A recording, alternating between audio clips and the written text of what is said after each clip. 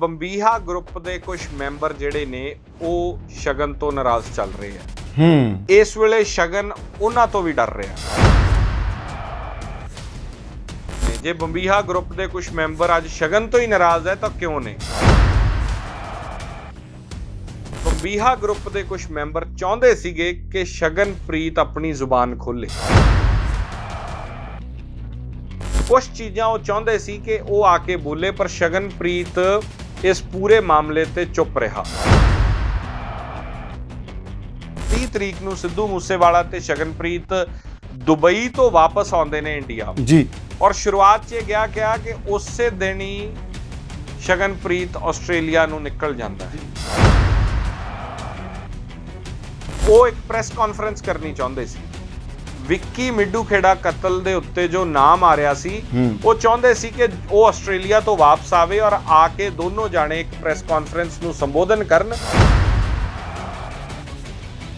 ਸ਼ਗਨ ਨਹੀਂ ਆਉਂਦਾ, ਉਹਦਾ ਡਿਲੇ ਹੋ ਜਾਂਦਾ ਆਉਣਾ ਤੇ 29 ਤਰੀਕ ਨੂੰ ਇਹ ਘਟਨਾ ਵਾਪਰ ਜਾਂਦੀ, ਜਿਸ ਤੋਂ ਬਾਅਦ ਸ਼ਗਨਪ੍ਰੀਤ ਡਰ ਜਾਂਦਾ ਹੈ ਬਹੁਤ ਜ਼ਿਆਦਾ। ਜਿਹੜੇ ਨੇੜਲੇ ਬੰਦੇ ਇਹ ਕਹਿੰਦੇ ਨੇ ਕਿ ਉਹ ਭੱਜਿਆ ਨਹੀਂ ਹੈ। ਪੰਜਾਬ ਪੁਲਿਸ ਉਹਦੇ ਕੰਟੈਕਟ 'ਚ ਨੇ ਤੇ ਫੋਨ ਦੇ ਉੱਤੇ ਲਗਾਤਾਰ ਪੰਜਾਬ ਪੁਲਿਸ ਦੇ ਅਧਿਕਾਰੀਆਂ ਦੀ ਗੱਲਬਾਤ ਹੋ ਰਹੀ ਹੈ। ਜਿਹੜਾ ਬੰਦਾ ਆਪਣੇ ਮੈਨੇਜਰ ਨੂੰ ਇਹ ਕਹਿ ਰਿਹਾ ਕਿ ਤੂੰ ਨਿਕਲ ਜਾ ਬਾਹਰ, ਤੇ ਫਿਰ ਉਹ ਆਪ ਕਿਉਂ ਨਹੀਂ ਗਿਆ? ਜਦੋਂ ਇਹ ਦੋ ਪਟੀਸ਼ਨਸ ਪਾਈਆਂ ਗਈਆਂ, ਮਤਲਬ ਕਿ ਸ਼ਗਨਪ੍ਰੀਤ ਇੰਡੀਆ ਵਾਪਸ ਆਉਣਾ ਚਾਹੁੰਦਾ ਹੈ। ਇਹ ਬਹੁਤ ਕਲੀਅਰਲੀ ਪਟੀਸ਼ਨ ਜੇ ਪੜ੍ਹਦੇ ਹੋ ਤਾਂ ਉਹਦੇ ਸਟੇਟ ਕਰਤਾ ਕਿ ਸ਼ਗਨਪ੍ਰੀਤ ਆਸਟ੍ਰੇਲੀਆ ਦੇ ਵਿੱਚ ਹੈ। ਇੱਕ ਤਾਂ ਇਹ ਪਟੀਸ਼ਨ ਪਾਈਗੀ ਕਿ ਇਹ ਨਾ ਹੋਵੇ ਕਿ ਸ਼ਗਨਪ੍ਰੀਤ ਲੈਂਡ ਕਰੇ ਤੇ 에ਅਰਪੋਰਟ ਤੇ ਹੀ ਅਰੈਸਟ ਹੋ ਜਾਵੇ। 에ਅਰਪੋਰਟ ਤੋਂ ਜਿੱਥੇ ਵੀ ਜਾਣਾ ਹੈ ਉੱਥੇ ਉਸ ਨੂੰ ਸਖਤ ਜਿਹੜੀ ਸੁਰੱਖਿਆ ਉਹ ਮੁਹੱਈਆ ਕਰਾ ਦਿੱਤੀ ਜਾਵੇ। ਇਹ ਦੋ ਗੱਲਾਂ ਇਹਨਾਂ ਪਟੀਸ਼ਨਾਂ ਦੇ ਵਿੱਚ ਨੇ।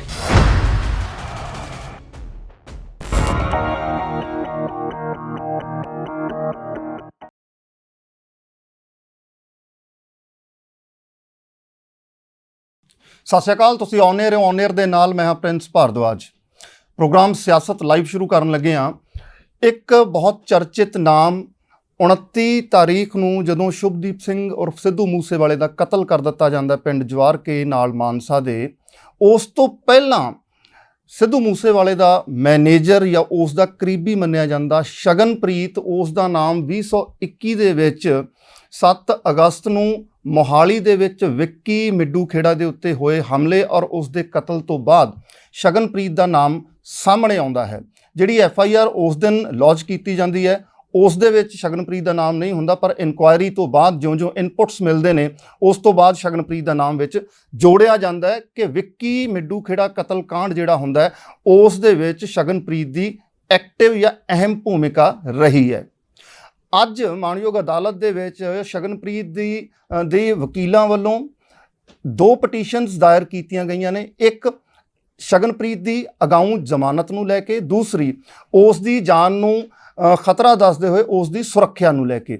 ਇਸ ਸਾਰੇ ਮਾਮਲੇ ਨੂੰ, ਇਸ ਸਿਆਸਤ ਲਾਈਵ ਨੂੰ ਕਈ ਨਜ਼ਰੀਆਂ, ਕਈ ਪੱਖਾਂ ਤੋਂ ਸਮਝਣ ਦਾ ਯਤਨ ਕਰਾਂਗੇ। ਸ਼ਗਨਪ੍ਰੀਤ ਕੌਣ ਹੈ, ਕਿਵੇਂ ਹੈ, ਇਹਨਾਂ 2 ਪਟੀਸ਼ਨਸ ਦੇ ਉੱਤੇ, ਔਰ ਕਿਵੇਂ ਸ਼ਗਨਪ੍ਰੀਤ ਇਸ ਸਾਰੇ ਫਰੇਮ ਦੇ ਵਿੱਚ ਸਾਨੂੰ ਨਜ਼ਰ ਆਉਂਦਾ ਫਿੱਟ ਹੋਇਆ। ਕੀ ਸ਼ਗਨਪ੍ਰੀਤ ਦੀ ਕੀਤੀ ਹੋਈ ਗਲਤੀ ਜਾਂ ਉਸ ਦੀ ਨਿਭਾਈ ਗਈ ਭੂਮਿਕਾ ਵਿੱਕੀ ਮਿੱਡੂ ਖੇੜੇ ਦੇ ਕਤਲ ਦੇ ਵਿੱਚ ਕੀ ਉਹ ਕਾਰਨ ਬਣੀ ਸ਼ੁਭਦੀਪ ਸਿੰਘ ਉਰਫ ਸਿੱਧੂ ਮੂਸੇਵਾਲੇ ਦੇ ਕਤਲ ਦਾ? ਇਹ ਸਾਰੀਆਂ ਗੱਲਾਂ ਵਿਸਥਾਰ ਦੇ ਨਾਲ ਚਰਚਾ ਮੰਗਦੀਆਂ ਨੇ ਔਰ ਤੁਹਾਡੇ ਤੱਕ ਆਉਣੀਆਂ ਬਹੁਤ ਜ਼ਰੂਰੀ ਨੇ। ਸਾਡੇ ਨਾਲ ਇਸ ਵਕਤ ਔਨ 에ਅਰ ਦੇ ਨਿਊਜ਼ ਸੰਪਾਦਕ, ਨਿਊਜ਼ ਐਡੀਟਰ ਸਿਮਰਨਜੋਤ ਸਿੰਘ ਮੱਕੜ ਹੋ ਰਹੇ ਨੇ ਸਿਆਸਤ ਲਾਈਵ ਦੇ ਵਿੱਚ। ਮੱਕੜ ਜੀ, ਬਹੁਤ ਸਵਾਗਤ ਹੈ ਜੀ। ਧੰਨਵਾਦ।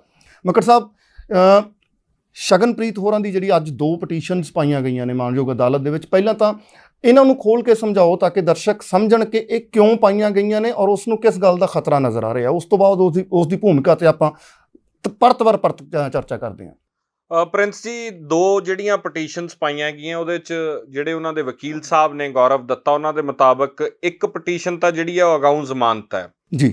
ਜਿਹੜਾ ਵਿੱਕੀ ਮਿੱਡੂ ਖੇੜਾ ਕਤਲ ਮਾਮਲਾ ਉਹਦੇ ਵਿੱਚ ਸ਼ਗਨਪ੍ਰੀਤ ਦੀ ਅਗਾਊਂ ਜ਼ਮਾਨਤ ਦੀ ਅਰਜ਼ੀ ਜਿਹੜੀ ਹੈ ਮਾਨਯੋਗ Punjab and Haryana high court ਦੇ ਵਿੱਚ ਲਾਈ ਗਈ ਹੈ, ਕਿਉਂਕਿ ਇੱਕ ਸ਼ੂਟਰ ਦੇ ਜਿਹੜਾ ਗੈਂਗਸਟਰਸ ਜਿਹੜੇ ਦਿੱਲੀ ਪੁਲਿਸ ਫੜਦੀ ਹੈ ਤਕਰੀਬਨ 18-19 ਮਾਰਚ ਦੇ ਨੇੜੇ ਤੇੜੇ ਫੜੇ ਜਾਂਦੇ ਹੈ ਜੀ। 22-23 ਦੇ ਨੇੜੇ ਤੇੜੇ ਪ੍ਰੈਸ ਕਾਨਫਰੰਸ ਕਰਕੇ ਦਿੱਲੀ ਪੁਲਿਸ ਜਿਹੜੀ ਹੈ ਇਹਦੀ ਜਾਣਕਾਰੀ ਦਿੰਦੀ ਹੈ। ਬਾਅਦ ਦੇ ਵਿੱਚ ਹੌਲੀ ਹੌਲੀ ਜਿਹੜੀ ਹੈ ਉਹ ਗੱਲਾਂ ਨਿਕਲਣੀਆਂ ਸ਼ੁਰੂ ਹੁੰਦੀਆਂ ਜੀ। ਤਾਂ ਜਿਹੜੇ ਉਹਨਾਂ ਦੇ ਵਕੀਲ ਨੇ ਉਹਨਾਂ ਦੇ ਮੁਤਾਬਕ ਕਿ ਸਿਰਫ ਉਸ ਵਿਅਕਤੀ ਇੱਕ ਸ਼ਖਸ ਦੇ ਬਿਆਨਾਂ ਦੇ ਆਧਾਰ ਦੇ ਉੱਤੇ ਸ਼ਗਨਪ੍ਰੀਤ ਨੂੰ ਇਸ FIR ਦੇ ਵਿੱਚ ਬਾਅਦ ਦੇ ਵਿੱਚ ਨਾਮਜ਼ਦ ਕੀਤਾ ਜਾਂਦਾ ਹੈ ਜੀ। ਔਰ ਉਹ ਨਾਮਜ਼ਦ ਕੀਤੇ ਜਾਣ ਤੇ ਇਹਨਾਂ ਨੂੰ ਇਹ ਡਰ ਹੈ ਕਿ ਜੇ ਉਹ ਇੰਡੀਆ ਆਉਂਦਾ ਹੈ, ਹੁਣ ਪਹਿਲੀ ਗੱਲ ਤਾਂ ਜਦੋਂ ਇਹ 2 ਪਟੀਸ਼ਨਸ ਪਾਈਆਂ ਗਈਆਂ ਮਤਲਬ ਕਿ ਸ਼ਗਨਪ੍ਰੀਤ ਇੰਡੀਆ ਵਾਪਸ ਆਉਣਾ ਚਾਹੁੰਦਾ ਹੈ, ਇਹ ਗੱਲ ਨੂੰ ਸਮਝੀਏ। ਜੇ ਵਾਪਸ ਆਉਣਾ ਚਾਹੁੰਦਾ ਤਾਂ ਉਹ ਹੈ ਕਿੱਥੇ? ਇਹ ਬਹੁਤ ਕਲੀਅਰਲੀ ਪਟੀਸ਼ਨ ਜੇ ਪੜ੍ਹਦੇ ਹੋ ਤਾਂ ਉਹਦੇ ਸਟੇਟ ਕਰਤਾ ਕਿ ਸ਼ਗਨਪ੍ਰੀਤ ਆਸਟ੍ਰੇਲੀਆ ਦੇ ਵਿੱਚ ਹੈ ਜੀ, ਯਾਨੀ ਕਿ ਆਸਟ੍ਰੇਲੀਆ 'ਚ ਹੈ ਤੇ ਆਸਟ੍ਰੇਲੀਆ ਤੋਂ ਵਾਪਸ ਇੰਡੀਆ ਆਉਣਾ ਚਾਹੁੰਦਾ ਹੈ। ਇਸ ਕਰਕੇ ਇੱਕ ਤਾਂ ਇਹ ਪਟੀਸ਼ਨ ਪਾਏਗੀ ਕਿ ਇਹ ਨਾ ਹੋਵੇ ਕਿ ਸ਼ਗਨਪ੍ਰੀਤ ਲੈਂਡ ਕਰੇ ਤੇ 에ਅਰਪੋਰਟ ਤੇ ਹੀ ਅਰੈਸਟ ਹੋ ਜਾਏ। ਉਸ ਅਰੈਸਟ ਤੋਂ ਬਚਣ ਵਾਸਤੇ ਇੱਕ ਅਗਾਊਂ ਜ਼ਮਾਨਤ ਜਿਹੜੀ ਹੈ ਉਹ ਲਾਈ ਗਈ ਹੈ ਕਿ ਇਸ ਕੇਸ ਦੇ ਵਿੱਚ ਸ਼ਗਨਪ੍ਰੀਤ ਨੂੰ ਗ੍ਰਿਫਤਾਰ ਨਾ ਕੀਤਾ ਜਾਵੇ ਜੀ।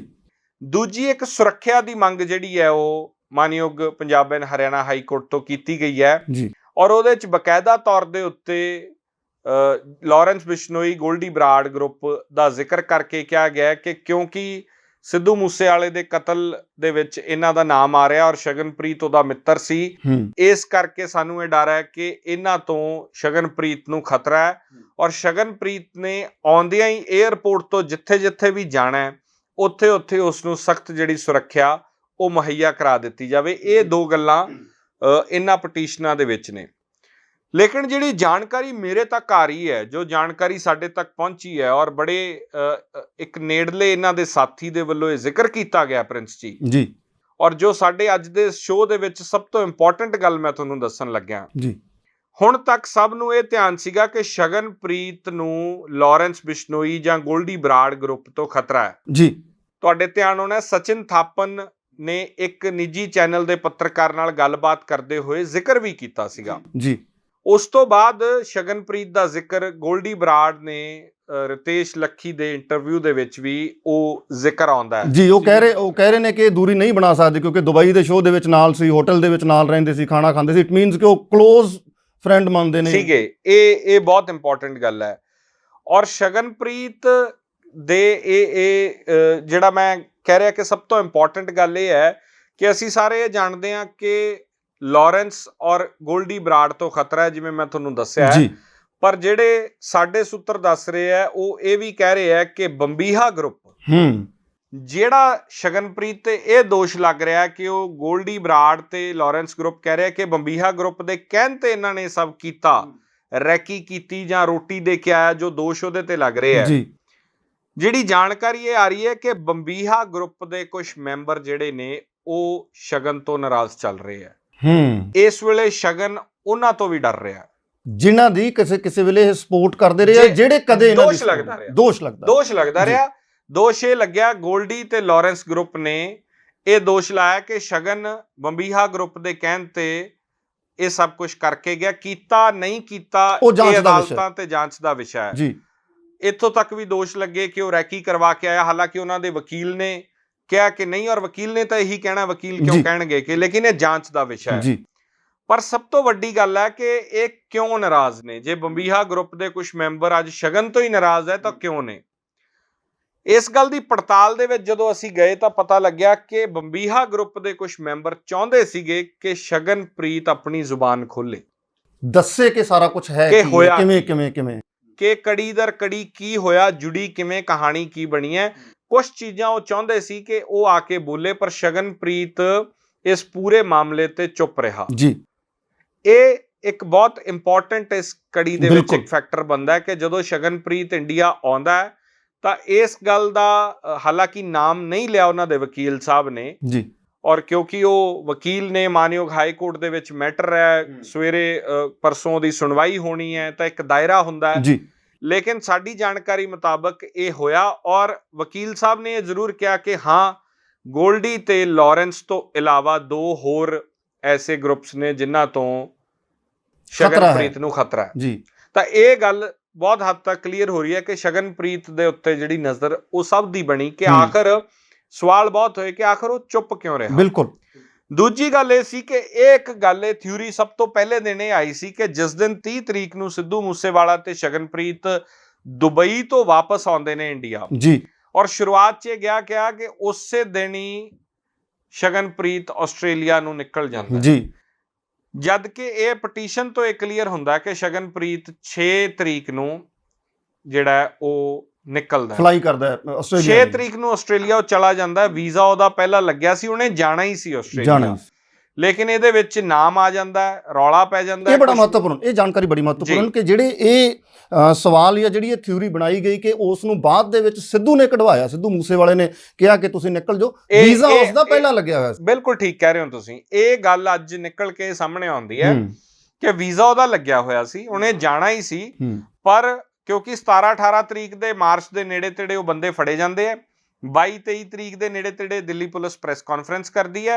29 ਜਾਂ 30 ਨੂੰ ਇਹਨਾਂ ਦੀ ਉੱਥੋਂ ਵਾਪਸੀ ਹੁੰਦੀ ਹੈ, ਦੁਬਈ ਤੋਂ ਸ਼ੋਅ ਲਾ ਕੇ ਜਦੋਂ ਇਹ ਵਾਪਸ ਆਉਂਦੇ ਨੇ, ਔਰ ਫਿਰ 6 ਅਪ੍ਰੈਲ ਨੂੰ ਇਹ ਆਸਟ੍ਰੇਲੀਆ ਜਾਂਦਾ ਹੈ। ਹੁਣ ਇਹਦੇ ਵਿੱਚ ਇੰਪੋਰਟੈਂਟ ਗੱਲ ਜਿਹੜੀ ਪਟੀਸ਼ਨ 'ਚ ਇਹ ਪਾਈ ਗਈ ਹੈ ਵਕੀਲਾਂ ਵੱਲੋਂ ਕਿ ਉਹਨੇ ਵਾਪਸੀ ਦੀ ਟਿਕਟ ਵੀ ਕਰਾ ਰੱਖੀ ਸੀ, ਪਹਿਲਾਂ ਤੋਂ ਕਰਾ ਰੱਖੀ ਸੀ। ਇਹ ਗੱਲ ਵਕੀਲ ਕਹਿ ਰਹੇ ਆ। ਹੁਣ ਇਹ ਕਿੰਨੀ ਸੱਚ ਹੈ ਕਿੰਨੀ ਨਹੀਂ ਹੈ, ਇਹ ਮਾਨਯੋਗ ਅਦਾਲਤਾਂ ਉਹ ਵੀ ਸਾਹਮਣੇ ਆ ਜਾਏਗਾ ਜਾਂਚ ਦੇ ਵਿੱਚ। ਇਹ ਜਾਂਚ ਦਾ ਵਿਸ਼ਾ ਔਰ ਮਾਨਯੋਗ ਅਦਾਲਤਾਂ ਨੇ ਚੀਜ਼ਾਂ ਦੇਖਣੀਆਂ, ਅਸੀਂ ਨਹੀਂ ਦੇਖਣੀਆਂ ਕਿ ਕਿੰਨਾ ਉਹਦੇ ਵਿੱਚ ਸੱਚਾਈ ਹੈ ਕਿ ਉਹਨੇ ਪਹਿਲਾਂ ਕਰਾਈ ਹੈ ਨਹੀਂ ਕਰਾਈ। ਲੇਕਿਨ ਉਹ ਇੱਕ ਖੁਲਾਸਾ ਉਹਨਾਂ ਨੇ ਕੀਤਾ ਕਿ ਟਿਕਟ ਵੀ ਉਹਨੇ ਕਰਾ ਲਈ ਸੀ ਔਰ ਉਹਨੇ 27 ਤਰੀਕ ਦੇ ਨੇੜੇ ਤੇੜੇ ਜਿਹੜਾ ਉਹ ਵਾਪਸ ਆਉਣਾ ਸੀਗਾ, ਪਰ ਉਹ ਨਹੀਂ ਆਇਆ। ਹਾਂ, ਕਿਉਂਕਿ ਜਦੋਂ ਇੱਥੇ ਸਾਰੀਆਂ ਘਟਨਾਵਾਂ ਵਾਪਰ ਗਈਆਂ, ਉਹ ਘਟਨਾ 29 ਦੀ ਵਾਪਰਦੀ, ਘਟਨਾ 29 ਨੂੰ ਵਾਪਰਦੀ ਜੀ। ਸਿੱਧੂ ਮੂਸੇਵਾਲੇ ਦਾ ਕਤਲ 29 ਨੂੰ ਵਾਪਰਦਾ, ਉਹਨੇ 27 ਨੂੰ ਆਉਣਾ ਸੀ ਪਰ ਉਹ ਨਹੀਂ ਆਇਆ। ਇਸ ਗੱਲ ਬਾਰੇ ਵੀ ਇੱਕ ਜ਼ਿਕਰ ਜਿਹੜਾ ਮੈਂ ਕਰਨਾ ਚਾਹੁੰਦਾ, ਜੋ ਮੈਨੂੰ ਪਹਿਲਾਂ ਇਨਫੋਰਮੇਸ਼ਨ ਮਿਲੀ, ਮੈਂ ਇੱਕ ਇਦੋਂ ਪਹਿਲਾਂ ਦੇ ਐਪੀਸੋਡ ਰਾਓ ਵਰਿੰਦਰ ਜੀ ਨਾਲ ਜ਼ਿਕਰ ਕੀਤਾ ਸੀ ਕਿ ਸ਼ਗਨਪ੍ਰੀਤ ਤੇ ਸਿੱਧੂ ਮੂਸੇਵਾਲਾ, ਇਹ ਸ਼ਗਨ ਦੇ ਬਹੁਤ ਕਰੀਬੀ ਬੰਦੇ ਨੇ ਇਹ ਗੱਲ ਸਾਂਝੀ ਕੀਤੀ ਕਿ ਉਹ ਇੱਕ ਪ੍ਰੈਸ ਕਾਨਫਰੰਸ ਕਰਨੀ ਚਾਹੁੰਦੇ ਸੀ। ਵਿੱਕੀ ਮਿੱਡੂ ਖੇੜਾ ਕਤਲ ਦੇ ਉੱਤੇ ਜੋ ਨਾਮ ਆ ਰਿਹਾ ਸੀ, ਉਹ ਚਾਹੁੰਦੇ ਸੀ ਕਿ ਉਹ ਆਸਟ੍ਰੇਲੀਆ ਤੋਂ ਵਾਪਸ ਆਵੇ ਔਰ ਆ ਕੇ ਦੋਨੋਂ ਜਾਣੇ ਇੱਕ ਪ੍ਰੈਸ ਕਾਨਫਰੰਸ ਨੂੰ ਸੰਬੋਧਨ ਕਰਨ, ਜਿਹਦੇ ਚ ਉਹ ਇਸ ਗੱਲ ਦੀ ਕਲੈਰਿਟੀ ਦੇਣ ਕਿ ਉਹਨਾਂ ਦੀ ਕੀ ਭੂਮਿਕਾ ਹੈ, ਕੀ ਭੂਮਿਕਾ ਨਹੀਂ ਹੈ। ਮਤਲਬ ਸ਼ੁਭਦੀਪ ਸਿੰਘ, ਸਿੱਧੂ ਮੂਸੇਵਾਲਾ ਤੇ ਸ਼ਗਨਪ੍ਰੀਤ ਇਹ ਦੋਵੇਂ ਇੱਕ ਪੀਸੀ ਕਰਨਾ ਚਾਹੁੰਦੇ ਸੀ, ਜਦ ਕਿ ਸ਼ਗਨ ਨਹੀਂ ਆਉਂਦਾ, ਉਹਦਾ ਡਿਲੇ ਹੋ ਜਾਂਦਾ ਆਉਣਾ, ਤੇ 29 ਤਰੀਕ ਨੂੰ ਇਹ ਘਟਨਾ ਵਾਪਰ ਜਾਂਦੀ, ਜਿਸ ਤੋਂ ਬਾਅਦ ਸ਼ਗਨਪ੍ਰੀਤ ਡਰ ਜਾਂਦਾ ਹੈ ਬਹੁਤ ਜ਼ਿਆਦਾ। ਬਿਲਕੁਲ, ਏਡੀ ਵੱਡੀ ਘਟਨਾ ਵਾਪਰਨ ਤੋਂ ਬਾਅਦ ਲਗਭਗ ਹੁਣ ਤੁਸੀਂ ਦੇਖੋ ਕਿ 1 ਮਹੀਨਾ ਉਸ ਘਟਨਾ ਨੂੰ ਹੋਣ ਵਾਲਾ ਹੋ ਗਿਆ ਪੂਰਾ। ਕੱਲ 1 ਮਹੀਨਾ ਪੂਰਾ ਉਸ ਘਟਨਾ ਨੂੰ ਹੋ ਜਾਣਾ ਹੈ ਔਰ 1 ਮਹੀਨੇ ਬਾਅਦ ਹੁਣ ਜਾ ਕੇ ਉਹਨੇ ਇੱਕ ਪਟੀਸ਼ਨ ਜਿਹੜੀ ਉਹ ਦਾਇਰ ਕੀਤੀ ਹੈ, ਜਿਹਦੇ ਚੋਂ ਇੰਡੀਆ ਆਉਣਾ ਚਾਹੁੰਦਾ ਹੈ, ਲੇਕਿਨ ਉਹ ਸੁਰੱਖਿਆ ਚਾਹੁੰਦਾ ਹੈ ਤੇ ਅਰੈਸਟ ਤੋਂ ਬਚਣਾ ਚਾਹੁੰਦਾ ਹੈ ਕਿ ਇਸ ਮਾਮਲੇ 'ਚ, ਵਿੱਕੀ ਮਿੱਡੂ ਖੇੜਾ ਮਾਮਲੇ 'ਚ ਅਰੈਸਟ ਨਾ ਹੋਵੇ। ਸਮਝੋ ਜੀ, ਮੈਂ ਇੱਕ ਗੱਲ ਕਿ ਜੇਕਰ ਸ਼ਗਨ ਹੁਣ ਵਾਪਸ ਆਉਣਾ ਚਾਹੁੰਦਾ ਔਰ ਉਸਨੇ ਪਟੀਸ਼ਨ ਪਾਈ ਹੈ, ਇਹਦਾ ਮਤਲਬ ਕਿ ਉਹ ਜਿਹੜੀ ਵੀ ਕੋਈ ਜਾਂਚ ਹੋਏਗੀ, ਜਿਹੜੀ ਵੀ ਸੁਰੱਖਿਆ ਏਜੰਸੀਆਂ ਜਾਂ ਪੁਲਿਸ ਜਿਹੜੀ ਜਾਂਚ ਕਰ ਰਹੀ ਹੈ, ਚਾਹੇ ਉਹ ਦਿੱਲੀ ਦੀ ਪੁਲਿਸ ਹੈ, ਚਾਹੇ ਪੰਜਾਬ ਦੀ ਪੁਲਿਸ ਹੋਏਗੀ, ਉਹ ਜਾਂਚ ਦੇ ਵਿੱਚ ਵੀ ਸ਼ਾਮਲ ਹੋਣਾ ਚਾਹੁੰਦਾ, ਸ਼ਾਮਲ ਹੋ ਕੇ ਉਹ ਜਿਹੜੇ ਉਹਦੇ ਆਨਸਰ ਨੇ, ਜਿਹੜੇ ਇਸ ਗੱਲ ਦਾ ਜਵਾਬ ਪ੍ਰਿੰਸ ਜੀ ਉਹਨਾਂ ਦੇ ਵਕੀਲ ਗੌਰਵ ਦੱਤਾ ਜੀ ਨੇ ਦਿੱਤਾ। ਮੈਂ ਇਹ ਸਵਾਲ ਉਹਨਾਂ ਨੂੰ ਕੀਤਾ ਸੀਗਾ ਕਿ ਕੀ ਉਹ ਜਾਂਚ 'ਚ, ਇਨਵੈਸਟੀਗੇਸ਼ਨ 'ਚ ਸ਼ਾਮਲ ਹੋਊਗਾ, ਤਾਂ ਉਹਨਾਂ ਨੇ ਕਿਹਾ ਉਹ ਸ਼ਾਮਲ ਹੋਣਾ ਚਾਹੁੰਦਾ, ਤਾਂ ਹੀ ਉਹ ਇੰਡੀਆ ਆ ਰਿਹਾ। ਉਹ ਵਾਪਸੀ ਤਾਂ ਕਰ ਰਿਹਾ ਕਿਉਂਕਿ ਉਹ ਜਾਂਚ ਦੇ ਵਿੱਚ ਸ਼ਾਮਲ ਹੋਣਾ ਚਾਹੁੰਦਾ। ਉਹ ਚਾਹੁੰਦਾ ਹੈ ਕਿ ਪੁਲਿਸ ਇਨਵੈਸਟੀਗੇਸ਼ਨ ਕਰੇ, ਪਰ ਉਹਦੀ ਅਰੈਸਟ ਅਵੇਡ ਕਰਨ ਵਾਸਤੇ ਉਹ ਮਾਨਯੋਗ ਕੋਰਟ ਦੇ ਵਿੱਚ ਗਏ ਨੇ ਕਿ ਪੁਲਿਸ ਅਰੈਸਟ ਨਾ ਕਰੇ। ਜੇ ਨੋਰਮਲ ਤੌਰ ਦੇ ਉੱਤੇ ਜਾਂਚ ਦੇ ਵਿੱਚ ਪੁਲਿਸ, ਇਹ ਵੀ ਹੈ ਕਿ ਪੰਜਾਬ ਪੁਲਿਸ ਉਹਦੇ ਕੰਟੈਕਟ ਦੇ ਵਿੱਚ ਵੀ ਹੈ, ਉਹ ਲਗਾਤਾਰ ਸ਼ਗਨਪ੍ਰੀਤ ਦੇ ਜਿਹੜੇ ਨੇੜਲੇ ਬੰਦੇ ਇਹ ਕਹਿੰਦੇ ਨੇ ਕਿ ਉਹ ਭੱਜਿਆ ਨਹੀਂ ਹੈ, ਪੰਜਾਬ ਪੁਲਿਸ ਉਹਦੇ ਕੰਟੈਕਟ 'ਚ ਨੇ ਤੇ ਫੋਨ ਦੇ ਉੱਤੇ ਲਗਾਤਾਰ ਪੰਜਾਬ ਪੁਲਿਸ ਦੇ ਅਧਿਕਾਰੀਆਂ ਦੀ ਗੱਲਬਾਤ ਹੋ ਰਹੀ ਹੈ। ਇੱਥੋਂ ਤੱਕ ਵੀ ਪਤਾ ਲੱਗਿਆ ਕਿ ਪੰਜਾਬ ਪੁਲਿਸ ਦੇ ਕੁਝ ਸੀਨੀਅਰ ਅਧਿਕਾਰੀ ਇਸ ਪਟੀਸ਼ਨ ਨੂੰ ਲੈ ਕੇ ਨਾਰਾਜ਼ ਵੀ ਹੋਏ ਆ। ਅੱਛਾ, ਇਸ ਦਾ ਰੀਜ਼ਨ, ਇਸ ਦਾ ਕਾਰਨ ਕੀ ਮੰਨਿਆ ਜਾ ਰਿਹਾ? ਇਸ ਦਾ ਕਾਰਨ ਇਹ ਹੋ ਸਕਦਾ ਹੈ ਕਿ ਸ਼ਾਇਦ ਉਹ ਅਰੈਸਟ ਪਾਉਣੀ ਚਾਹੁੰਦੇ ਹੋਣ ਜੀ, ਪਰ ਕਿਉਂਕਿ ਉਹ ਹੋ ਸਕਦਾ ਹੁਣ ਮਾਨਯੋਗ ਅਦਾਲਤ ਦਾ ਪ੍ਰੈਰੋਗੇਟਿਵ ਹੈ, ਉਹ ਇਸ ਪਟੀਸ਼ਨ ਤੇ ਸੁਣਵਾਈ ਤੋਂ ਬਾਅਦ ਉਹ ਮਾਨਯੋਗ ਅਦਾਲਤ ਨੇ ਆਪਣਾ ਅਗਲਾ ਫੈਸਲਾ ਦੇਣਾ। ਨਾ ਤੁਸੀਂ ਨਾ ਮੈਂ ਇਹਦੇ ਤੇ ਕਮੈਂਟ ਨਹੀਂ ਕਰ ਸਕਦੇ ਕਿ ਉਹਨੂੰ ਇਹ ਰਾਹਤ ਮਿਲੂਗੀ ਜਾਂ ਨਹੀਂ ਮਿਲੂਗੀ, ਅਸੀਂ ਇਹ ਮੈਟਰ ਦੇ ਉੱਤੇ ਕਮੈਂਟ ਨਹੀਂ ਕਰ ਸਕਦੇ। ਪਰ ਕੁਝ ਅਧਿਕਾਰੀਆਂ ਨੇ ਨਿੱਜੀ ਤੌਰ ਤੇ ਉਹਦੇ ਨਾਲ ਇਸ ਗੱਲ ਦੇ ਉੱਤੇ ਗਿਲਾ ਵੀ ਕੀਤਾ ਹੈ ਕਿ ਤੂੰ ਇਸ ਤਰ੍ਹਾਂ ਕਿਉਂ ਕੀਤਾ। ਕਿ ਜਦੋਂ ਅਸੀਂ ਪਹਿਲਾਂ ਤੁਹਾਡੇ ਇਨ ਟੱਚ ਵਿੱਚ, ਅਸੀਂ ਤੁਹਾਨੂੰ ਸਾਰੀਆਂ ਗੱਲਾਂ ਦੇ ਲਈ ਮਨਾ ਰਹੇ ਹਾਂ ਜਾਂ ਤੁਹਾਨੂੰ ਇਨਪੁਟਸ ਦੇ ਰਹੇ ਹਾਂ, ਜਾਂ ਮੈਨੂੰ ਇਹ ਵੀ ਪਤਾ ਲੱਗਿਆ ਕਿ ਉਹਦਾ ਇਹ ਥਾਟ ਸੀਗਾ ਕਿ ਮੈਂ ਪੁਲਿਸ ਦੇ ਉੱਤੇ ਇਤਬਾਰ ਮੈਂ ਕੋਆਪਰੇਟ ਕਰ ਰਿਹਾ ਪਰ ਮੈਂ ਇਤਬਾਰ ਨਹੀਂ ਕਰ ਸਕਦਾ। ਹੁਣ ਸਵਾਲ ਇੱਥੇ ਉੱਠਦਾ ਕਿ ਸ਼ਗਨਪ੍ਰੀਤ ਨੂੰ ਜੇ ਸਿੱਧੂ ਮੂਸੇਵਾਲੇ ਨੇ ਬਾਹਰ ਭੇਜਿਆ ਜੀ, ਜਿਵੇਂ ਥਿਊਰੀ ਪਹਿਲਾਂ ਸਾਹਮਣੇ ਆਈ ਸੀ ਜੀ, ਤਾਂ ਇਸ ਥਿਊਰੀ ਦੇ ਮੁਤਾਬਿਕ ਜੋ ਪਹਿਲਾਂ ਆਈ ਸੀ, ਇਟ ਮੀਨਸ ਕਿ ਕੋਈ ਇਨਵੋਲਵਮੈਂਟ ਸੀ ਤਾਂ ਬਾਹਰ ਭੇਜਿਆ, ਜਾਂ ਫਿਰ ਡਰ ਕੇ ਬਾਹਰ ਭੇਜਿਆ ਕਿ ਤੇਰਾ ਕੋਈ ਨੁਕਸਾਨ ਨਾ ਹੋ ਜਾਏ ਜੀ। ਪਰ ਉਹਦੇ ਕਰੀਬੀ ਇਹ ਗੱਲ ਕਹਿੰਦੇ ਆ, ਜੇ ਤੁਸੀਂ ਇਸ ਥਿਊਰੀ ਨੂੰ ਮੰਨਦੇ ਹੋ ਕਿ ਇਸ ਤਰ੍ਹਾਂ ਹੋਇਆ, ਤਾਂ ਫਿਰ ਜਿਹੜਾ ਬੰਦਾ ਆਪਣੇ ਮੈਨੇਜਰ ਨੂੰ ਇਹ ਕਹਿ ਰਿਹਾ ਕਿ ਤੂੰ ਨਿਕਲ ਜਾ ਬਾਹਰ, ਤੇ ਫਿਰ ਆਪ ਕਿਉਂ ਨਹੀਂ ਗਿਆ? ਇਹ ਬਹੁਤ ਵੱਡਾ ਸਵਾਲ ਹੈ ਪਿਆਰੇ ਦਰਸ਼ਕੋ। ਔਰ ਜਿਹੜੀਆਂ ਅਫਵਾਹਾਂ ਫੈਲਦੀਆਂ ਨੇ ਜਾਂ ਸੋਸ਼ਲ ਮੀਡੀਆ ਦੇ ਉੱਤੇ ਬਹੁਤ ਤਰ੍ਹਾਂ ਦੀਆਂ ਮਤਲਬ ਚਰਚਾਵਾਂ ਛੇੜ ਦਿੱਤੀਆਂ ਜਾਂਦੀਆਂ ਨੇ, ਇਹ ਸਵਾਲ ਜਿਹੜਾ ਸਿਮਰਨਜੋਤ ਜੀ ਉਠਾ ਰਹੇ ਨੇ, ਇਹ ਸਵਾਲ ਬਹੁਤ ਮਹੱਤਵਪੂਰਨ ਹੈ ਕਿ ਜੇਕਰ ਉਹ ਆਪਣੇ ਇੱਕ ਮੈਨੇਜਰ ਨੂੰ ਜਾਂ ਆਪਣੇ ਇੱਕ ਦੋਸਤ ਨੂੰ ਬਚਾ ਸਕਦਾ ਜਾਂ ਬਚਾਉਣਾ ਚਾਹੁੰਦਾ, ਕਿ ਉਸ ਨੂੰ ਲੱਗਦਾ ਕਿ ਇਸ ਦੇ ਉੱਤੇ ਖਤਰਾ ਹੋ ਸਕਦਾ ਹੈ, ਵਿੱਕੀ ਮਿੱਡੂ ਖੁੜਾ ਦੇ ਕਤਲ ਦੇ ਵਿੱਚ ਉਸ ਦਾ ਨਾਮ ਆਉਂਦਾ ਹੈ, ਤਾਂ ਸ਼ੁਭਦੀਪ ਸਿੰਘ ਉਰਫ ਸਿੱਧੂ ਮੂਸੇਵਾਲਾ ਮਰਹੂਮ ਉਹ ਆਪ ਕਿਉਂ ਨਹੀਂ ਬਾਹਰ ਗਿਆ? ਉਹ ਆਪ ਕਿਉਂ ਇੰਨਾ ਅਵੇਸਲਾ ਹੋ ਗਿਆ? ਇਸ ਸਵਾਲ ਦੇ ਉੱਤੇ ਵੀ ਆਪਾਂ ਚਰਚਾ ਕਰਦੇ ਹਾਂ। ਇਸ ਸਵਾਲ ਦੇ ਬਾਰੇ ਤੁਹਾਡਾ ਸਰ ਕੀ? ਇਸ ਗੱਲ ਦਾ ਸਵਾਲ ਮੈਂ ਉਸ ਕਰੀਬੀ ਦੋਸਤ ਨੂੰ ਇਹਨਾਂ ਦੇ ਕੀਤਾ ਕਿ ਫਿਰ ਸਿੱਧੂ ਆਪ ਕਿਉਂ ਨਹੀਂ ਬਾਹਰ ਗਿਆ, ਤਾਂ ਉਹਨਾਂ ਦਾ ਜਵਾਬ ਇਹ ਸੀਗਾ ਕਿਉਂਕਿ ਉਹਨੂੰ ਲੱਗਦਾ ਸੀ ਕਿ ਮੈਂ ਕੁਝ ਗਲਤ ਕੀਤਾ ਹੀ ਨਹੀਂ ਤਾਂ ਮੈਂ ਕਿਉਂ ਜਾਵਾਂ। ਇਹ ਉਹਦੇ ਸੁਭਾਅ, ਉਹਦੀ ਨੇਚਰ ਦਾ ਹਿੱਸਾ ਸੀ। ਉਹਦੀ ਜਿਸ ਤਰ੍ਹਾਂ ਦੀ ਨੇਚਰ ਸੀ, ਉਹ ਨੇਚਰ ਦਾ ਹਿੱਸਾ ਸੀ ਕਿ ਮੈਂ ਜਦੋਂ ਗਲਤੀ ਨਹੀਂ ਕੀਤੀ ਫਿਰ ਮੈਂ ਕਿਉਂ ਭੱਜਾਂ ਜੀ। ਔਰ ਜਿੱਥੋਂ ਤੱਕ ਇਹ ਸਵਾਲ ਸੀਗਾ ਕਿ ਫਿਰ ਸ਼ਗਨ ਨੂੰ ਬਾਹਰ ਕਿਉਂ ਗਿਆ, ਤਾਂ ਸ਼ਗਨ ਦੇ ਬਾਹਰ ਜਾਣ ਦਾ ਜਵਾਬ ਇਹ ਸੀ ਕਿ ਸ਼ਗਨ ਨੇ ਆਲਰੇਡੀ ਜਾਣਾ ਹੀ ਸੀ, ਵੀਜ਼ਾ ਲੱਗਿਆ ਹੋਇਆ ਸੀ, ਉਹਦੀਆਂ ਟਿਕਟਾਂ ਕੀਤੀਆਂ ਹੋਈਆਂ ਸੀ, ਉਹਨੇ ਵੀਜ਼ਾ ਜਾਣਾ ਸੀ। ਤਾਂ ਬਾਅਦ ਦੇ ਵਿੱਚ ਇਹ ਗਿਆ ਕਿ ਉਹਨੂੰ ਭਜਾਤਾ ਜਾਂ ਉਹਨੂੰ ਭੇਜਤਾ, ਤਾਂ ਉਹ ਇੱਕ ਗਲਤ ਥਿਊਰੀ ਮੰਨੀ ਜਾ ਰਹੀ ਸੀ। ਹੁਣ ਵੱਡਾ ਸਵਾਲ ਇਹ ਹੈ ਕਿ ਸ਼ਗਨ ਦੀ ਭੂਮਿਕਾ ਕੀ ਰਹੀ ਹੈ ਇਹਦੇ ਵਿੱਚ? ਜੀ ਬਿਲਕੁਲ, ਕਿ ਸ਼ਗਨ ਇਹਦੇ ਵਿੱਚ ਇਨਵੋਲਵਡ ਹੈ ਜਾਂ ਨਹੀਂ ਹੈ। ਔਰ ਦੂਜਾ ਇਹ ਸਵਾਲ ਸੀਗਾ ਕਿ ਸ਼ਗਨ ਨੂੰ ਮੈਨੇਜਰ ਦੇ ਤੌਰ ਤੇ ਖਬਰਾਂ ਛਪੀਆਂ, ਤੁਸੀਂ ਟ੍ਰਿਬਿਊਨ ਦੇ ਵਿੱਚ ਪੜ੍ਹੋ ਉਸ ਵੇਲੇ ਦੀ, ਜਾਂ ਵੱਡੇ ਜਿੰਨੇ ਨਾਮੀ ਅਖਬਾਰ ਨੇ ਸਾਰਿਆਂ 'ਚ ਮੈਨੇਜਰ ਸੰਬੋਧਨ ਕਰਕੇ ਖਬਰਾਂ ਲੱਗੀਆਂ। ਭਾਸਕਰ 'ਚ ਲੱਗੀ ਸੀ ਕਿ ਵਿੱਕੀ ਮਿੱਡੂ ਖੇੜਾ ਕਤਲ ਦਾ ਕਨੈਕਸ਼ਨ ਇੰਡਸਟਰੀ ਦੇ ਨਾਲ, ਮਿਊਜ਼ਿਕ ਇੰਡਸਟਰੀ ਵੱਲ ਜਾ ਰਿਹਾ, ਨਾਂ ਨਹੀਂ ਲਿਖਿਆ ਸੀ ਉਹਨਾਂ ਨੇ, ਇੰਡਾਇਰੈਕਟ ਲਿਖਿਆ ਸੀ। ਤਾਂ ਜੇਕਰ ਉਹ ਸਾਰਾ ਕੁਝ ਉਦੋਂ ਖਬਰਾਂ ਛਪੀਆਂ, ਤਾਂ ਫਿਰ ਉਸ ਵੇਲੇ ਜਸਟੀਫਿਕੇਸ਼ਨ ਉਹਨਾਂ ਖਬਰਾਂ ਦੀ ਕਿਉਂ ਨਹੀਂ ਦਿੱਤੀ ਗਈ ਜੀ? ਉਹਨਾਂ ਖਬਰਾਂ ਦਾ ਖੰਡਨ ਕਿਉਂ ਨਹੀਂ ਕੀਤਾ ਗਿਆ? ਉਹਨਾਂ ਖਬਰਾਂ ਦੇ ਖਿਲਾਫ ਕੁਝ ਬੋਲਿਆ ਕਿਉਂ ਨਹੀਂ ਗਿਆ? ਉਸ ਗੱਲ ਦੇ ਜਵਾਬ 'ਚ ਮੈਨੂੰ ਜਵਾਬ ਇਹ ਮਿਲਦਾ ਹੈ ਕਿ ਉਦੋਂ ਤੱਕ ਉਹ ਇਸ ਮੈਟਰ ਨੂੰ ਇੰਨਾ ਸੀਰੀਅਸ ਹੀ ਨਹੀਂ ਸਮਝ ਹੀ ਨਹੀਂ ਪਾਏ, ਉਹ ਸੀਰੀਅਸ ਵੀ ਨਹੀਂ ਲਿਆ ਔਰ ਸਮਝੇ ਵੀ ਨਹੀਂ ਕਿ ਠੀਕ ਹੈ। ਸਿੱਧੂ ਦੇ ਨਾਂ ਨਾਲ ਪਹਿਲਾਂ ਬੜੇ ਵਿਵਾਦ ਜੁੜਦੇ ਆਏ ਜੀ। ਸਿੱਧੂ ਦੇ ਨਾਂ ਤੇ ਜਦੋਂ ਸੰਜੇ ਦੱਤ ਵਾਲਾ ਗੀਤ ਆਉਂਦਾ, ਉਦੋਂ ਪਹਿਲਾਂ ਉਹ AK-47 ਵਾਲਾ ਚਲਾਉਣ ਵਾਲਾ, ਬਾਅਦ ਕੋਰਟ ਦੇ ਵਿੱਚ ਇਹ ਕਿਹਾ ਕਿ ਉਹ ਟੌਏ ਗਨ ਸੀ। ਉਹ ਸਾਰਾ ਕੁਝ ਹੁੰਦਾ ਰਿਹਾ ਕਿਉਂਕਿ ਹਰ ਸਾਲ ਕੁਛ ਨਾ ਕੁਛ 2-3 ਵੱਡੀਆਂ ਗੱਲਾਂ ਐਸੀਆਂ ਹੁੰਦੀਆਂ ਰਹੀਆਂ ਕਿ ਉਹਨਾਂ ਨੂੰ ਲੱਗਿਆ ਕਿ ਇਹ ਮੈਟਰ ਵੀ ਅਸੀਂ ਹੈਂਡਲ ਕਰ ਲਾਂਗੇ। ਇਹ ਕਿਉਂ? ਔਰ ਦੂਸਰੀ ਗੱਲ ਸੀ, ਹੁਣ ਉਹਦੇ ਦੋਸਤ ਦਾਅਵਾ ਕਰ ਰਹੇ ਕਿ ਜਦੋਂ ਉਹ ਇਨਵੋਲਵਡ ਹੀ ਨਹੀਂ ਸੀਗਾ ਤਾਂ ਫਿਰ ਉਹ ਡਰਦਾ ਵੀ ਕਿਉਂ ਇਨਵੋਲਵਡ ਨਹੀਂ ਸੀ। ਹੁਣ ਇਹ ਜਾਂਚ ਦਾ ਵਿਸ਼ਾ ਹੈ ਕਿ ਕਿਹਦੀ ਕਿੰਨੀ ਇਨਵੋਲਵਮੈਂਟ ਸੀ, ਸ਼ਗਨਪ੍ਰੀਤ ਦੀ ਕਿੰਨੀ ਇਨਵੋਲਵਮੈਂਟ ਸੀ। ਪਰ ਇੱਕ ਇੰਪੋਰਟੈਂਟ ਗੱਲ ਜਿਹੜੀ ਪ੍ਰਿੰਸ ਜੀ ਇੱਥੇ ਰਹਿ ਗਈ ਜੀ, ਕਿ ਇਹ ਗੱਲ ਆਈ ਸੀ ਕਿ ਮੈਨੇਜਰ, ਔਰ ਬਾਅਦ 'ਚ ਇਹ ਗੱਲ ਆਈ ਕਿ ਮੈਨੇਜਰ ਬੰਟੀ ਬੈਂਸ ਨੇ, ਸ਼ਗਨ ਮੈਨੇਜਰ ਨਹੀਂ ਹੈ ਜੀ। ਹਾਲਾਂਕਿ ਜਿਹੜਾ ਇਹ ਪਟੀਸ਼ਨ ਪਾਈ ਗਈ, ਇਹਦੇ ਵਿੱਚ ਮੈਨੇਜਰ ਸ਼ਬਦ ਜਿਹੜਾ ਉਹ ਵਰਤਿਆ ਗਿਆ ਜੀ ਕਿ ਉਹ ਮੈਨੇਜਰ ਸੀਗਾ। ਆਫੀਸ਼ੀਅਲ ਜਾਂ ਅਨਆਫੀਸ਼ੀਅਲ ਦੀ ਗੱਲ ਇਹ ਸੀ ਕਿ ਸਿੱਧੂ ਦੇ ਸ਼ੋਜ਼ ਤੋਂ ਬਾਅਦ ਜਿਹੜਾ ਪੈਸਾ ਸੀਗਾ ਉਹਦਾ, ਉਹ ਜਿਹੜਾ ਭਰੋਸਾ ਸੀਗਾ ਉਹ ਸ਼ਗਨ ਤੇ ਕਰਦਾ ਸੀ, ਔਰ ਸਾਰਾ ਕੁਝ ਸੰਭਾਲਦਾ ਸ਼ਗਨ ਸੀ। ਇਹ ਵੀ ਗੱਲ ਇੱਕ ਸਾਹਮਣੇ ਆਈ ਹੈ। ਇੱਕ ਦੋ ਵਾਰੀ ਇਹ ਹੋਇਆ ਕਿ ਸ਼ੋਅ ਲਾ ਕੇ ਆਏ ਔਰ ਕੁਛ ਇੱਕ ਬੰਦੇ ਨਾਲ ਸੀਗੇ, ਔਰ ਕੁਛ ਪੈਸੇ ਵਿੱਚੋਂ ਜਿਹੜੇ ਕੈਸ਼ ਸੀਗਾ ਉਹ ਆਸੇ-ਪਾਸੇ ਵੀ ਹੋਏ। ਇਹ ਸਿੱਧੂ ਨੇ ਵੀ ਕਿਹਾ ਕਿ ਗੱਡੀ ਦੇ ਵਿੱਚੋਂ ਵੀ ਪੈਸੇ ਗਾਇਬ ਹੋਏ ਨੇ, ਉਸਨੇ ਕੋਟ ਕੀਤੀ ਹੈ ਗੱਲ ਇੱਕ ਦੋ ਵਾਰੀ ਜੀ। ਔਰ ਉਹ ਜਦੋਂ ਆਸੇ-ਪਾਸੇ ਹੋਏ ਤਾਂ ਫਿਰ ਉਸ ਤੋਂ ਬਾਅਦ ਕਿਹਾ ਜਾਂਦਾ ਹੈ ਵੀ ਸਿੱਧੂ ਸ਼ਗਨ ਦੇ ਉੱਤੇ ਭਰੋਸਾ ਕਰਕੇ ਚੱਲਦਾ ਸੀਗਾ।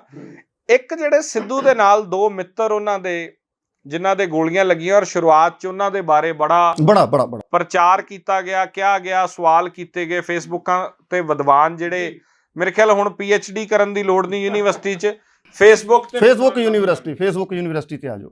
ਸਿੱਧੂ ਦੇ ਪਰਿਵਾਰ ਦੇ ਸਭ ਤੋਂ ਜੇ ਕੋਈ ਭਰੋਸੇਮੰਦ ਬੰਦੇ ਸੀਗੇ ਤਾਂ ਉਹ ਜਿਹੜੇ ਮੁੰਡੇ ਨਾਲ, ਇਹ ਦੋ ਮਿੱਤਰ ਜਿਹੜੇ ਉਸਦੇ, ਸਿੱਧੂ ਜਿੰਨਾ ਹੀ ਉਹਨਾਂ ਦੇ ਪਿਤਾ ਉਹਨਾਂ ਮੁੰਡਿਆਂ ਨੂੰ ਪਿਆਰ ਕਰਦੇ, ਜਿਨ੍ਹਾਂ ਦੇ ਵਿੱਚ ਇੱਕ ਪੰਜਾਬ ਪੁਲਿਸ ਦੇ ਵਿੱਚ ਛੁੱਟੀ ਆਇਆ ਹੋਇਆ ਸੀਗਾ, ਤੇ ਦੂਸਰਾ ਉਹਨਾਂ ਦੇ ਜਿਹੜਾ ਪਿੰਕਾ ਹੈ ਉਹਨੂੰ ਉਨਾ ਹੀ ਪਿਆਰ, ਜੇ ਮੈਂ ਨਾਮ ਗਲਤ ਨਹੀਂ ਲੈ ਰਿਹਾ ਤਾਂ ਜਿਹੜਾ ਅੱਗੇ ਮੇਰੇ ਖਿਆਲ ਫਰੰਟ ਸੀਟ ਤੇ ਸ਼ਾਇਦ ਨੌਜਵਾਨ ਬੈਠਾ ਸੀ, ਉਹਨੂੰ ਉਨਾ ਹੀ ਪਿਆਰ ਦੱਸਿਆ ਜਾਂਦਾ। ਇਲੈਕਸ਼ਨਾਂ 'ਚ ਉਹ ਮੁੰਡਾ ਨਾਲ ਰਿਹਾ, ਸਾਏ ਤਰ੍ਹਾਂ ਨਾਲ ਰਹਿੰਦਾ ਸੀ, ਔਰ ਉਹਨਾਂ ਉਹ ਪਰਿਵਾਰ ਬਿਲਕੁਲ ਉਹਨਾਂ ਮੁੰਡਿਆਂ ਦੇ ਉੱਤੇ ਕਿਸੇ ਤਰ੍ਹਾਂ ਦਾ ਕੋਈ ਸ਼ੱਕ ਨਹੀਂ ਕਰ ਰਿਹਾ ਸੀ, ਪਰ ਲੋਕਾਂ ਨੇ ਉਹ ਸਭ ਕੁਝ ਬਣਾਤਾ ਔਰ ਉਹ ਬਣਿਆ। ਹਾਲਾਂਕਿ ਮੈਂ ਉਦੋਂ ਵੀ ਇਹ ਗੱਲ ਕਹੀ ਸੀ ਕਿ ਜੇ ਤੁਹਾਨੂੰ ਇਹ ਗੱਲ ਲੱਗਦੀ ਵੀ ਤੁਹਾਨੂੰ ਕੋਈ ਅਧਿਕਾਰ ਨਹੀਂ ਹੈ ਕਿ ਤੁਸੀਂ ਫੇਸਬੁੱਕ ਤੇ ਬਹਿ ਕੇ ਵਿਦਵਾਨ ਬਣੋ, ਉਹ ਪੁਲਿਸ ਨੇ ਜਾਂਚ ਕਰਨੀ ਹੈ। ਇਸ ਕੇਸ 'ਚ ਇੰਨਾ ਵੱਡਾ ਕੇਸ ਹੈ, ਇਸ 'ਚ ਗੱਲ ਹਰ ਨਿਕਲ ਕੇ ਬਾਹਰ ਆਊਗੀ, ਰਹਿਣਾ ਕੁਝ ਵੀ ਨਹੀਂ।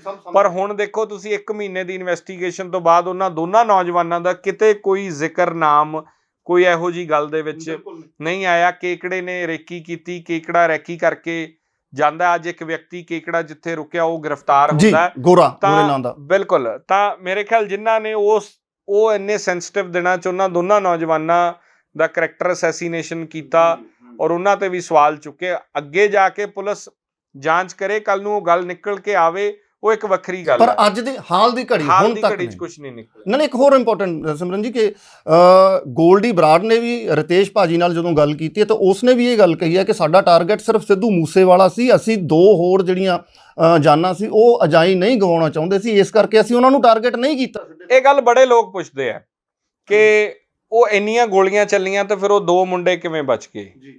ਪਹਿਲੀ ਗੱਲ ਤਾਂ ਇਹ ਹੈ, ਕੀ ਤੁਸੀਂ ਚਾਹੁੰਦੇ ਸੀ ਕਿ 2 ਹੋਰ ਨੌਜਵਾਨ ਜਾਣ? ਅਨਫੋਰਚੂਨੇਟਲੀ ਸਿੱਧੂ ਗਿਆ ਦੁਨੀਆ ਤੋਂ। ਦੂਜੀ ਗੱਲ ਇਹ ਸੀ ਕਿ ਜਿੰਨੇ ਸ਼ਾਰਪ ਸ਼ੂਟਰਸ ਉਹ ਆਏ ਸੀਗੇ, ਜਿਹੜੇ ਜਿਸ ਤਰ੍ਹਾਂ ਦਾ ਉਹ ਅਸਲਾ ਵਰਤਣਾ ਜਾਣਦੇ ਆ, ਜਿੰਨੇ ਉਹ ਸ਼ਾਰਪ ਸੀਗੇ, ਤਾਂ ਉਹਨਾਂ ਦਾ ਟਾਰਗੇਟ ਜਦੋਂ ਸਿੱਧੂ ਸੀਗਾ ਤਾਂ ਉਹ ਟਾਰਗੇਟ ਵੱਲ ਹੀ ਰਹੇ। ਉਹ ਇਹ ਹੁੰਦਾ ਹੈ ਕਿ ਜੇ ਅੱਗੋਂ ਕ੍ਰਾਸ ਫਾਇਰਿੰਗ ਹੋਣ ਲੱਗ ਜੇ ਕਈ ਵਾਰ, ਫਿਰ ਮੰਨ ਲਓ 2 ਨੌਜਵਾਨਾਂ ਕੋਲੇ ਅਸਲਾ ਹੁੰਦਾ, ਹਥਿਆਰ ਹੁੰਦਾ, ਉਹ ਬਰਾਬਰ ਦੀ ਫਾਇਰਿੰਗ ਕਰਦੇ ਤਾਂ ਸ਼ਾਇਦ ਉਹਨਾਂ ਤੇ ਵੀ ਫਿਰ ਫਾਇਰਿੰਗ ਕਰਦੇ, ਕਿਉਂਕਿ ਮੈਨੂੰ ਲੱਗਦਾ ਇਹਨਾਂ ਦੋਨਾਂ ਨੌਜਵਾਨਾਂ ਨੇ ਕੋਈ ਵੈਪਨ ਕੈਰੀ ਨਹੀਂ, ਵੈਪਨ ਸੀ ਨਾ ਇਹਨਾਂ ਨੇ ਕੋਈ ਵੈਪਨ ਚਲਾਇਆ, ਇਸ ਕਰਕੇ ਸ਼ਾਇਦ ਫੋਕਸ ਜਿਹੜਾ ਔਰ ਇਹ ਵਿਦਿਨ ਮਿੰਟਸ ਵਿਦਿਨ ਸੈਕਿੰਡਸ ਦੇ ਕੰਮ ਹੋਇਆ ਹੋਣਾ ਹੈ, ਕੋਈ ਬਹੁਤ ਲੰਮਾ ਸਮਾਂ ਨਹੀਂ ਲੱਗਿਆ। ਸੋ ਮੈਨੂੰ ਲੱਗਦਾ ਕਿ ਥੋੜਾ ਜਿਹਾ ਸੋਸ਼ਲ ਦੇ ਟ੍ਰੈਂਡ ਦੇ ਹਿਸਾਬ ਤੇ ਨਹੀਂ ਚੱਲਣਾ ਚਾਹੀਦਾ। ਕਿਸੇ ਦਾ ਵੀ ਕਿਰਦਾਰ 1 ਮਿੰਟ ਦੇ ਵਿੱਚ ਥੱਲੇ ਸਿੱਟ ਦੇਣਾ, ਕਿਸੇ ਨੂੰ ਵੀ 1 ਮਿੰਟ 'ਚ ਚੱਕ ਲੈਣਾ, ਇਹ ਬਹੁਤ ਉਹਨਾਂ ਦੇ ਪਰਿਵਾਰ ਤੇ ਆ। ਜੇ ਮੰਨ ਲਓ ਉਹ 100% ਨੌਜਵਾਨ ਸਿੱਧੂ ਦੇ ਓਨੈਸਟ ਦੋਸਤ ਸੀਗੇ ਜਿਹੜੇ ਨਾਲ ਗਏ, ਗੋਲੀਆਂ ਉਹਨਾਂ ਦੇ ਵੀ ਵੱਜੀਆਂ, ਤੇ ਗੋਲੀ ਪ੍ਰਿੰਸ ਜੀ ਇਹ ਥੋੜੀ ਸੋਚ ਕੇ ਵੱਜੀ ਵੀ ਮੈਂ ਬਾਂਹ 'ਚ ਹੀ ਵੱਜਣਾ ਜੀ, ਉਹ ਦਿਲ 'ਚ ਵੀ ਵੱਜ ਸਕਦੀ ਸੀ। ਬਿਲਕੁਲ ਵੱਜ ਸਕਦੀ ਸੀ, ਬਿਲਕੁਲ। ਤੇ ਕੋਈ ਵੀ ਬੰਦਾ ਕਦੇ ਇਹ ਰਿਸਕ ਲਊਗਾ? ਮੈਨੂੰ ਇਹ ਦੱਸੋ ਵੀ ਜਿੱਥੇ ਪਤਾ ਹੋਵੇ ਗੋਲੀ ਚੱਲਣੀ ਹੈ ਤੇ ਮੈਂ ਨਾਲ ਦੀ ਸੀਟ ਤੇ ਬਹਿ ਕੇ ਜਾਵਾਂ। ਨਾਲੇ ਉਹਨਾਂ ਨੂੰ ਪਤਾ ਸੀ ਕਿ ਸਿੱਧੂ ਨੂੰ ਥ੍ਰੈਟ ਨੇ। ਜੇ ਕੋਈ ਬੰਦਾ ਇਹ ਗੱਲ ਕਹਿੰਦਾ ਵੀ ਉਹ ਤਾਂ ਸ਼ੱਕੀ ਨੇ, ਤਾਂ ਸ਼ੱਕੀ ਇਹ ਪਤਾ ਸੀਗਾ ਵੀ ਗੋਲੀ ਜਿਹੜੀ ਬਾਂਹ 'ਚ ਵੱਜੀ ਹੈ ਉਹ ਬਾਂਹ 'ਚ ਹੀ ਵੱਜਣੀ ਹੈ, ਜਾਂ ਪੱਟ 'ਚ ਵੱਜਣੀ ਹੈ, ਮਾਰੀ ਹੈ। ਸੋ ਇਹ ਕਿਸੇ ਦਾ ਵੀ ਕਰੈਕਟਰ ਅਸੈਸੀਨੇਸ਼ਨ, ਕਿਸੇ ਦਾ ਵੀ ਕਿਰਦਾਰ ਕੁਸ਼ੀ ਕਰਨੀ ਕਿਸੇ ਦੇ, ਔਰ ਤੁਸੀਂ ਇਹ ਸੋਚੋ ਕਿ ਉਹਨਾਂ ਤੇ ਜ਼ਿੰਦਗੀ ਭਰ ਕੀ ਬੀਤੂਗੀ। ਬਿਲਕੁਲ।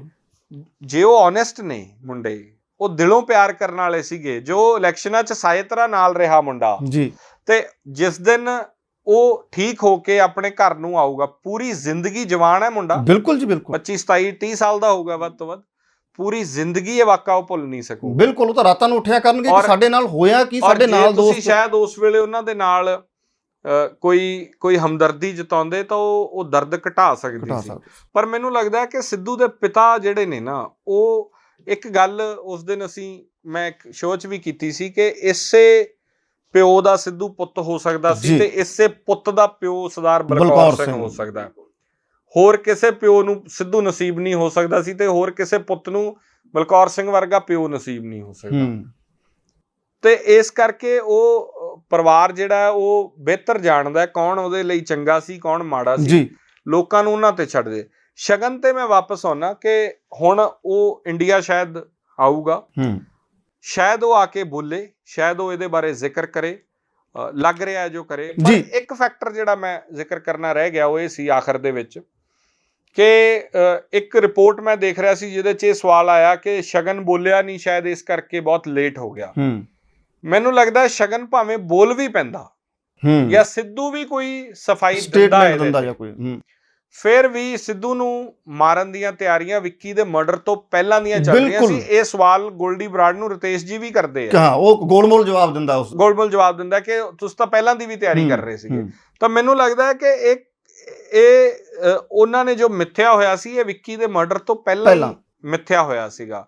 ਤਾਂ ਇਸ ਗੱਲ ਦੀ ਸਫਾਈ ਦਿੰਦੇ, ਹਾਂ ਹੋ ਸਕਦਾ ਹੈ ਕਿ ਸ਼ਾਇਦ ਕੋਈ ਘਟਨਾਵਾਂ 'ਚ ਤਬਦੀਲੀ ਆਉਂਦੀ, ਸ਼ਾਇਦ ਕੁਝ ਬਦਲ ਜਾਂਦਾ, ਪਰ ਹਕੀਕਤ ਦੇ ਵਿੱਚ ਕਹਿੰਦੇ ਆ ਕਿ ਜੇ ਨਹੀਂ ਹੁੰਦੀ, ਸ਼ਾਇਦ ਜੇ ਕਦੇ ਵੀ ਮਤਲਬ ਪੁੱਗਦੀ ਨਹੀਂ ਹੈ। ਹਾਂ, ਆਪਣੇ ਆਮ ਭਾਸ਼ਾ 'ਚ ਕਹਿੰਦੇ ਜੇ ਵਿਆਹੀ ਨਹੀਂ ਜੇ ਨਹੀਂ ਹੁੰਦਾ। ਸੋ ਇਸ ਪੂਰੀ ਘਟਨਾ ਦੇ ਵਿੱਚ ਸ਼ਗਨਪ੍ਰੀਤ ਇੱਕ ਅਹਿਮ ਬੰਦਾ ਹੈ ਜੋ ਬਹੁਤ ਕੁਝ ਜਾਣਦਾ ਹੈ ਕਿ ਦਰਅਸਲ ਹੋਇਆ ਕੀ ਹੈ। ਸਰ, ਮੈਂ ਸਮਝ ਤੋਂ ਪਹਿਲਾਂ ਮੈਂ ਇੱਕ ਸਵਾਲ ਆ ਰਿਹਾ ਕਿ ਜੇ ਸ਼ਗਨਪ੍ਰੀਤ ਚਾਹੁੰਦਾ, ਹੁਣ ਤਾਂ ਉਹ ਇੰਡੀਆ ਵਾਪਸੀ ਦੀ ਤਿਆਰੀ ਕਰ ਰਿਹਾ ਔਰ ਜਾਂਚ ਦੇ ਵਿੱਚ ਸ਼ਾਮਲ ਹੋਣਾ ਚਾਹੁੰਦਾ ਹੈ, ਹੁਣ ਜਿੱਦਾਂ ਉਹਨਾਂ ਦੇ ਵਕੀਲ ਸਾਹਿਬ ਨੇ ਦੱਸਿਆ, ਜਿਸ ਤਰੀਕੇ ਨਾਲ ਇਹ ਸਾਰਾ ਕੁਝ ਘੜਿਆ ਗਿਆ, ਸ਼ਗਨ ਆਸਟ੍ਰੇਲੀਆ ਦੇ ਵਿੱਚ ਪੋਲੀਟੀਕਲ ਅਸਾਈਲਮ ਵੀ ਮੰਗ ਸਕਦਾ ਸੀ, ਆਪਣੀ ਜਾਨ ਨੂੰ ਖਤਰਾ ਦੱਸ ਕੇ ਉੱਥੋਂ ਕਿਸੇ ਯੂਰਪੀਅਨ ਕੰਟਰੀਜ਼ ਦੇ ਵਿੱਚ ਨਿਕਲ ਸਕਦਾ ਸੀਗਾ, ਉਹ ਉੱਥੇ ਸਟੇ ਕਰ ਸਕਦਾ ਸੀਗਾ। ਕੀ ਇਹ ਵੀ ਹੋ ਸਕਦਾ ਸੀ? ਬਿਲਕੁਲ ਠੀਕ ਕਹਿ ਰਹੇ ਹੋ, ਪਰ ਮੈਨੂੰ ਲੱਗਦਾ ਹੈ ਕਿ ਅਸੀਂ ਵੀ ਨਾ ਤਾਂ ਕਿਸੇ ਨੂੰ ਦੋਸ਼ੀ ਗਰਦਾਨ ਸਕਦੇ ਹਾਂ ਤੇ ਨਾ ਹੀ ਕਲੀਨ ਚਿੱਟਾਂ ਦੇ ਸਕਦੇ ਹਾਂ ਜੀ।